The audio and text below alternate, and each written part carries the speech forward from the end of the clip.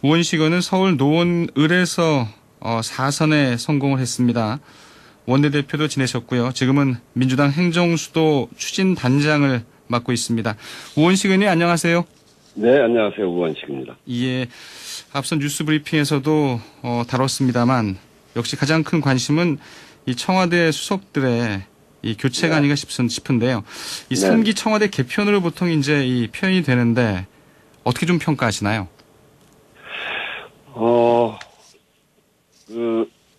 청와대의 이제 3기 체제는 이제 대통령 후반기를 잘 함께 해나갈 그런 체제 아니겠습니까? 그래서 대통령의 그 정무에서부터 잘 보좌할 수 있는 그런 분들로 잘 선정된 것 같고요.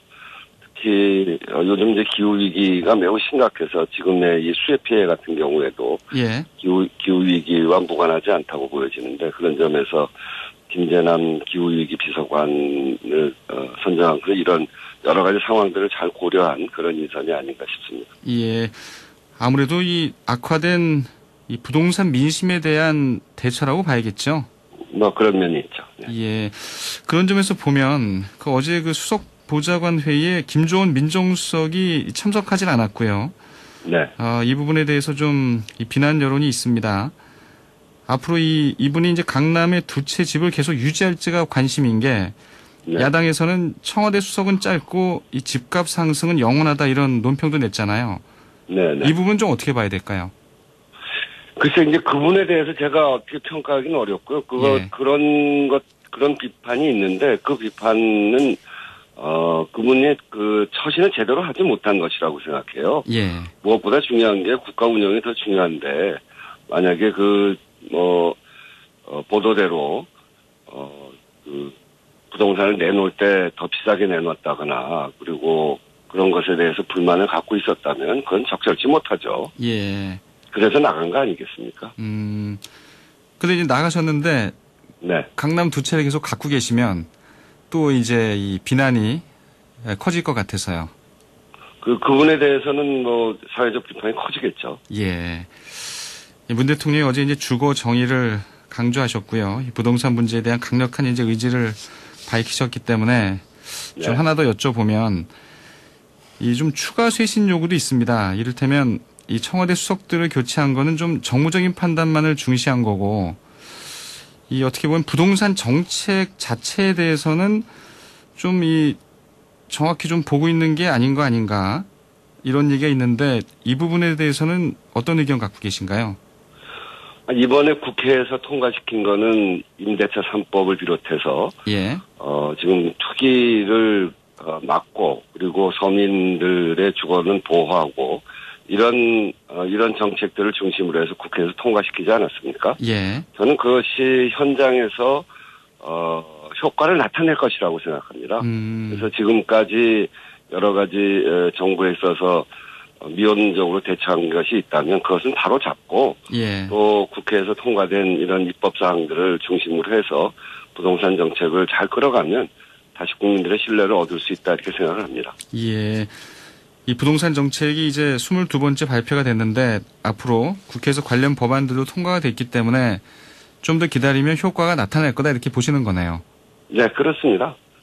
이게 지속적으로 현장 상황이 변하고 있지 않습니까? 그래서 부동산 정책은 정말 꼼꼼하고 디테일하게 해 나가야 되기 때문에 여러 가지 보완책도 만들어지는 것이죠. 어떤 상황을 한 가지 입법이나 한 가지의 정책으로 다 그것이 해소되는 건 아닌 거죠. 현장은 변하는 것이고 또 입법을 하면 그걸 피해가기 위한 투기하는 분들의 또 그런 여러 가지 행태들이 나타나는 것이고 그것을 쫓아가면서 또는 앞질러서 꼼꼼하게 막아야 되는 것. 그래서 투기를 조장하는 그런 일들이 벌어지지 않도록 하는 게 정부와 국회가 해야 될 일이니까요. 끝까지 쫓아가면서 우리 집값 안정을 시키고 경제를 보호하기 위한 노력을 해나갈 겁니다. 알겠습니다. 지금 전국적으로 비가 많이 내리고 있는데요.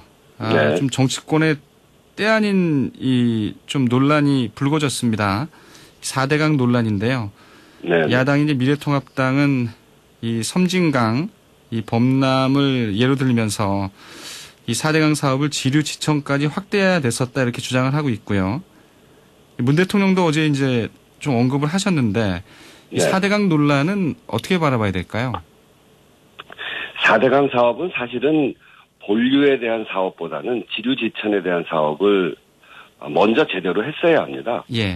그때 지류지천 사업은 제대로 안 하고 본류에 보호 막는 것 중심으로 했죠. 예. 보호를 막다 보면 수압이 다른 데 영향을 미치기도 하고 그래서 여러 가지 문제가 생길 수도 있고 또 지류지천 사업을 제대로 안 했기 때문에 그런 문제들이 생긴 겁니다. 그때 저희들이 문제 제기했던 것은 4대강 본류는 제방공사가 제대로 거의 다 됐기 때문에 지류지천의 사업들을 제대로 해야 된다. 이렇게 이야기를 했었죠. 예. 근데 그렇게 하지 못하고 본류의 4대강 사업에 집중한 것, 전 그거는 잘못이라고 생각하고요. 이번 수해 피해가 이것이 어떻게 영향을 미쳤는지에 대해서는 대통령께서 말씀하신 대로 이번에 꼼꼼하게 조사를 해서 4대강 사업이 홍수 피해에 어떤 영향을 미쳤는지는 제대로 조사를 해봐야 되는 일입니다. 예. 아무래도 좀 정치적인 배경도 좀 있어 보이거든요. 야당이 이제 문제 제기를 하는 부분에서 보면 말이죠. 네. 과거 이 정부에 대한 나름대로의 좀 이 반론이 아닐까 뭐 이런 생각도 듭니다만. 그러니까 그게 4대강 사업에 대한 국민적 비판이 굉장히 높았는데. 예. 그때 그 4대강 사업하고 또 그 이후에 박근혜 정부의 어떤 이런 잘못 이런 것들을 본인들이 그대로 계승하고 있다 이렇게 이야기를 하고 있는 것이죠. 예. 과거에 논의를 통해서 이미 정리되어 있는 것도 다시 꺼내서 그렇게 얘기를 하는 걸 보면 4대강 사업한 이명박 정부를 우리는 계승하고 있는 계승자다 이렇게 표현하고 있는 것으로 보여집니다. 예. 아무래도 요즘 뭐 여권의 홍수 피해가 생겼으면 홍수 피해를 어떻게 지금 이제 복구하고 또 향후 대책을 어떻게 세워나갈 것인가 이걸 중심으로 우선 논의를 하고 그 다음에 4대강 사업을 이야기해도 늦지 않는데 이 홍수 피해의 한참 와중에 과거에 불거졌던 그런 책임론을 벗어나기 위해서 이런 식의 이런 식의 논쟁을 벌이는 것에 대해서는 저는 매우 부적절하다고 생각합니다. 알겠습니다. 그렇죠. 좀 비가 많이 오고 있는 상황이어서요. 정치권의 논란이 이재민들에게는 뭐 큰 도움이 안 될 것 같고요. 네, 도움이 안 되죠. 지금은 이제 수해 피해가 워낙 심각하고 이 기후변화 문제가 정말 심각한 것이거든요. 예. 이 기후변화를 앞으로 어떻게 근본적으로 막아야 될 문제까지를 포함해서 우리가 고민할 거리가 굉장히 많고요. 특히 지금은 전국적으로 펼쳐져 있는 수해 피해를 어떻게 적극적으로 대처할 것인지 또 국회가 해야 될 역할은 무엇인지 지금 추경이라도 편성을 해서 이 피해의 복구를 최선을 다해서 지원하는 그런 역할을 하기 위해서 국회가 머리를 맞대야 되는 그런 상황에 이런 지금으로서는 좀 후회해도 될 일을 땡겨서 하는 이것은 전 잘못이라고 생각합니다. 예. 민주당에서는 지금 4차 추경을 지금 논의를 시작한 건가요? 아직 본격적으로 시작하지 않았고요.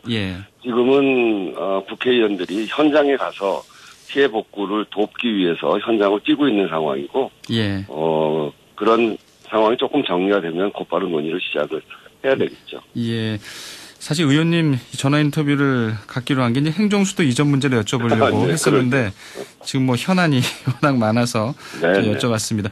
어떻게 이제 지난 4월 4일이죠. 원래 세종시 행정수도 이전 이 부지 시찰이 예정돼 있었는데 이제 잠정 연기됐다고 하고요. 어떻게 좀 이 부지 시찰이 이루어지면 어떤 부분을 좀 살펴볼 계획이셨나요? 현장에 가서 그동안 세종시의 행정수도와 관련돼 있는 업무 보고를 한번 받으려고 했던 겁니다. 그리고 거기에 이제 국회가 이전하는 거는 상당히 논의가 진전돼 있는 것이기 때문에 그런 정도를 한번 살펴볼까 하고 생각을 했었죠. 행정수도의 이제 형태는 좀 어떻게 돼야 될까요? 보시기에. 그거는 어떤 여러 쟁점이 굉장히 많습니다. 많죠. 국회는 옮겨가자라고 하는 논의가 많은데, 근데 옮겨가는 것도 지금 그러니까 옮겨가는 가장 중요한 이유는 기일장관, 카톡과장 이렇게 이야기하듯이 국회라는 데에 정부 부처 공무원들이 많이 와야 되잖아요. 그렇죠. 근데 멀리 떨어져 있어서 길거리에 소모되는 행정력 낭비가 너무 심한 거예요. 이걸 비용으로 따지면 한 2조 원 정도 되거든요. 그래서 부처가 내려가 있는 11개 상임위를 세종 분원을 만들어서 내려갈 것인가, 좀 더 적극적으로 해서 지금 그 위헌 소송 난 것까지를 감안하면 여기에 아주 기본적인 본회의장과 국회의장 집무실 정도만 남겨두고 또 국회가 더 많이 내려갈 것인가 아니면 전체 나갈 것인가 이런 논쟁점이 있고요. 또 청와대 문제에 대해서는 국민 여론이 아직 뒷받침되고 있지 않고 또 야당의 협의도 없기 때문에 지금으로서는 검토하고 있지 않는데 그 문제에 대해서도 어떻게 할 것인가 이런 여러 가지 논쟁점들이 있기 때문에 그런 논쟁점의 해소를 위해서 더불어민주당이 혼자 할 생각은 없고 그렇게 되지도 않을 것이고요.